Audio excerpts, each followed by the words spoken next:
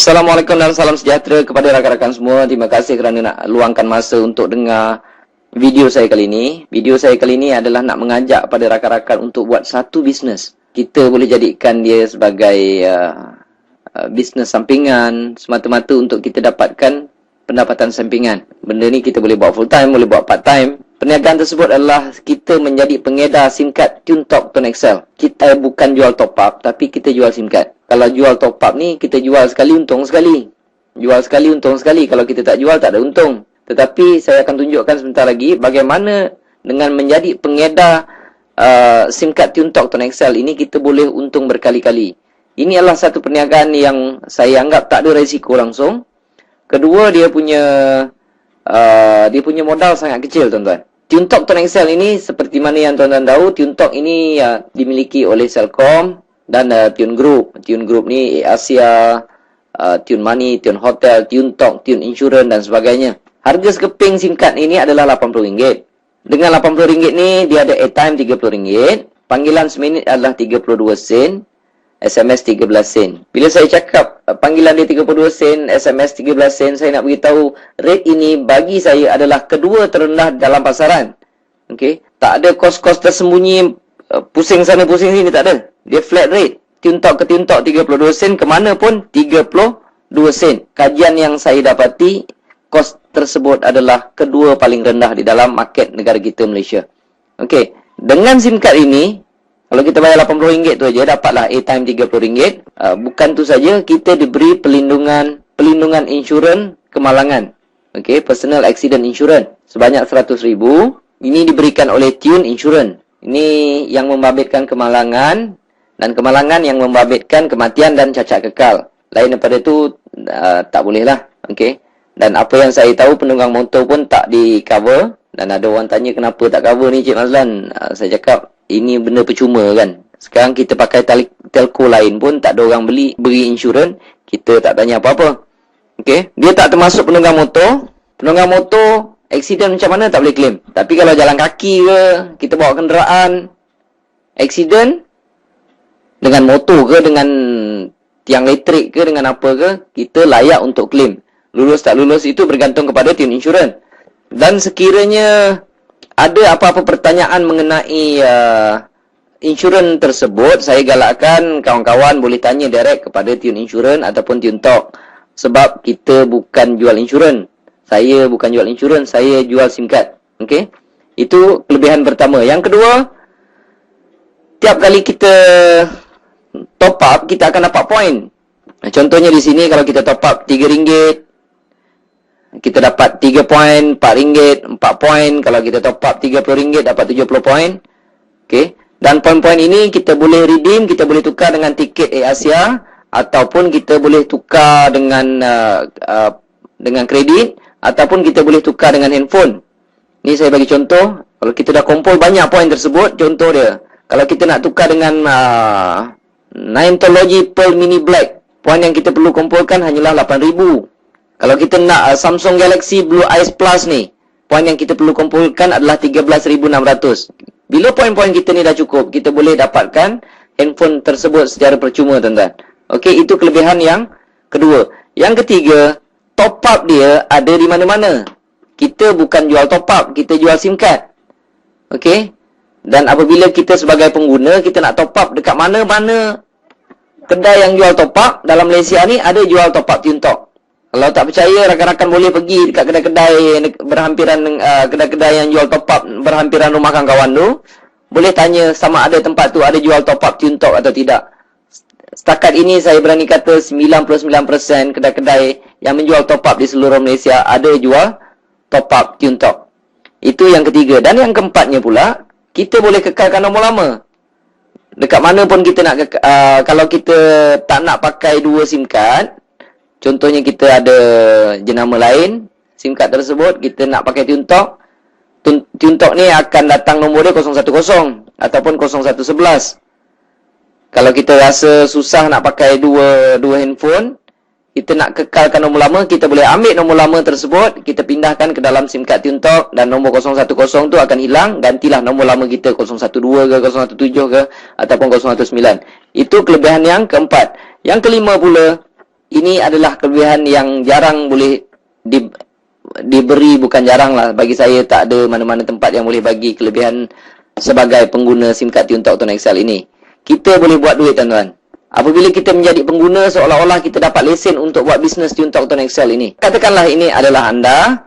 Jika anda berjaya jual sekeping SIM card ini pada orang lain, anda akan dapat RM20. Okey. Kalau anda dapat jual pada 2 orang, dapatlah RM40. Jual 3 orang, dapatlah RM60. Dan seterusnya. Tapi bagi saya, bonus tu tak besar. Sebab ada satu lagi bonus yang besar dan berpanjangan. Komisen yang kedua dipanggil komisen top up. Kelebihannya adalah apabila mereka top up, contoh ni, ini rakan anda tadi, mereka top up RM10 sahaja, anda dekat rumah dapat 60 sen. Pasal apa saya cakap anda dekat rumah dapat 60 sen? Sebab mereka top up bukan datang jumpa kita. Mereka top up lah dekat mana-mana sekalipun. Dekat ATM machine ke, dekat kedai top up ke, dekat Maybank to you ke, CIMB Click ke. Mereka top up di mana sekalipun, anda dekat rumah dapat 60 sen. Sebabnya, ini saya panggil level 1. Setiap kali level 1 top up, anda akan mendapat 6%. Katalah rakan anda tersebut juga dia promote lah dekat isteri dia ke, anak-anak dia ke, kawan-kawan dia ke. Berapa ramai dia nak promote pun boleh. Okey. Katalah isteri dia top up RM10, suami dia akan dapat 60 sen. Anda tak pasal-pasal dapat 30 sen. Anda tak kenal isteri dia. Isteri dia top up dekat mana sekalipun, suami dia dapat 60 sen, anda akan dapat 30 sen. Pasalnya, level kedua, anda akan mendapat 3%.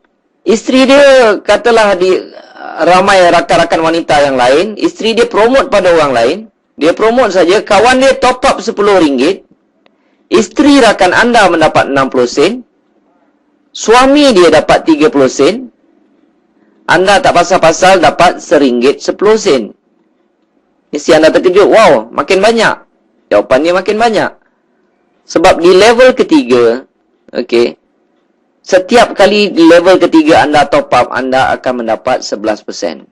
Apabila sampai level 4, anda tak dapat, dia sampai level 3 sahaja. Okey, level 4 turun tak dapat. Tapi, atas bawah 3 level, kiri ke kanan, anda boleh sponsor berapa ramai. Maksudnya level 1 tidak ada limit, level 2 dah tentulah tidak ada limit, level 3 dah tentulah tidak ada limit. Inilah satu pendapatan yang begitu pasif, tuan-tuan. Kerja kita adalah meramaikan dekat level 1 saja. Bila mereka top up, bila mereka dah ramai dekat level 1, dia akan automatik turun dekat level 2. Orang level 2 akan sponsor orang dan akan menjadi level ketiga, tuan-tuan. Tiap-tiap bulan orang top up, tuan-tuan.